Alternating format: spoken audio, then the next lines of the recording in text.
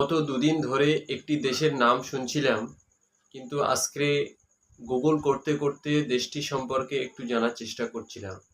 Equatorial গুয়েনা, এই দেশের নামটি আমি প্রথম শুনলাম। কিন্তু প্রথম শোনার পরে কেন এই দেশটির নাম প্রথম শুনলাম এবং কেন এই দেশের প্রতি আগ্রহ বেড়ে গেল, এ বিষয়ে বলার আগে, ইকুয়েটোরিয়াল গুয়েনা এই দেশটি হলো আফ্রিকা মহাদেশের মাঝখানে পশ্চিম দিকে একটি ছোট্ট দেশ হলো ইকুয়েটোরিয়াল গুয়েনা।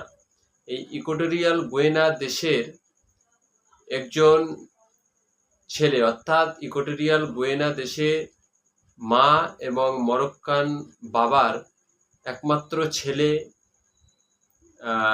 লামিনে ইয়ামেল, যিনি কিনা ইউরো কাপে এক বিস্ময়কর আবিষ্কার হিসাবে দেখা দিয়েছে, যার ফুটবল জাদু দেখে এখন সারা পৃথিবী সেই ফুটবল জাদুর জ্বরে ঘুরে বেড়াচ্ছে। অর্থাৎ তার জাদুতে সারা বিশ্ব ফুটবল এখন মুগ্ধ হয়ে দাঁড়িয়ে আছে। এই ছেলেটি এবছর ইউরো কাপে তার পাসিং এবং তার স্পিড দেখে সারা পৃথিবীর ফুটবল প্রেমীরা তার খেলার প্রতি মুগ্ধ হয়ে গেছে। 16 বছর বয়সী এই ছেলেটি স্পেনের হয়ে 2021 সালে অনূর্ধ্ব-16 টিমের জন্য 4টি ম্যাচ খেলে 1টি গোল করেছিল এবং 2024 সালে অনূর্ধ্ব-17 টিমে 5টি ম্যাচ খেলে 4টি গোল করেছিল। এই পর্যন্তই ছিল তার আন্তর্জাতিক কেরিয়ারের আপডেট। কিন্তু এবছর ইউরো কাপে তিনি স্পেনের হয়ে যে খেলাটি খেলেছে, সেটা দেখার পরেই সারা পৃথিবী এখন তার নামে মুগ্ধ।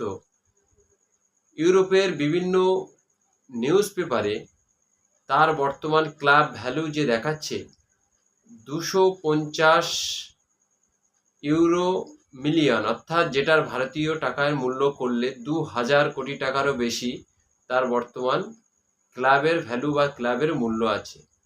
একজন 16 বছর বয়সী প্লেয়ারের পৃথিবীর সর্বোচ্চ দামি ফুটবলার হিসাবে যখন তার নাম পরিগণিত হচ্ছে, ঠিক সেই সময়ে স্পেনের একটা আইন আমাদেরকে অবাক করে দিচ্ছে। লামিনে ইয়ামিলের বর্তমান বয়স হলো 16 বছর।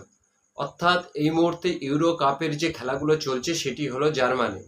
জার্মান দেশের একটি আইন হলো কোনো 16 বছরের নিচের কোনো বালক বা বালিকাকে রাত 10টার পরে খেলানো যাবে না। অর্থাৎ ফুটবল খেলাটাও যে একটি শ্রম বা শ্রমের বিনিময়ে টাকা অর্জন করা হয়, সেই দেশের আইন এই কথাই বলছে। অর্থাৎ জার্মানের মতো একটি দেশে একবার চিন্তা করুন, কোনো 16 বছরের কম ছেলে এবং মেয়ে তারা রাত 10টার পরে খেলাধুলো করতে পারবে না। যদি কোনো কোচ বা কোনো ক্লাব 16 বছরের নিচের কোনো প্লেয়ারকে খেলায়, তাহলে সেই দেশের আইন অনুযায়ী সেই ক্লাব কর্মকর্তা বা সেই কোচকে 8 বছরের জন্য জেল হতে পারে এবং বহু মূল্যের তার ফাইন হতে পারে। অর্থাৎ জার্মানের মতো একটি দেশে খেলাধুলোর প্রতিও যে একটি শ্রম, সেই শ্রমটি বিক্রি করা কতটা কঠিন সেটা তারা প্রয়োগ করছে ইউরো কাপের মতো একটি গুরুত্বপূর্ণ কাপেও। সেই জায়গায় দাঁড়িয়ে আমাদের দেশে কত শিশু শ্রমিক নিয়ে কত আইন থাকার পরেও রাত 10টা, 11টা, 12টার পরেও অনূর্ধ্ব-16, 17-র নিচের ছেলেমেয়েরা, 15-র নিচের ছেলেমেয়েরা পরিশ্রম করে যাচ্ছে অর্থের বিনিময়ে। অর্থাৎ জার্মান এবং আমাদের দেশের মধ্যে এই যে শিশু শ্রম বিষয়ে যে আইন, সে আইনটি কতটা আকাশ জমিন পার্থক্য এই খেলোয়াড়ের দিকে তাকালেই আমরা বুঝতে পারছি। অর্থাৎ জার্মান যেখানে বিশ্বের প্রথম সারির দেশ হয়েছে, সেই দেশের সমস্ত আইনগুলোকে তারা নিখুঁত এবং সুন্দরভাবে পরিবেশন করতে পেরেছে সামাজিক জীবনে।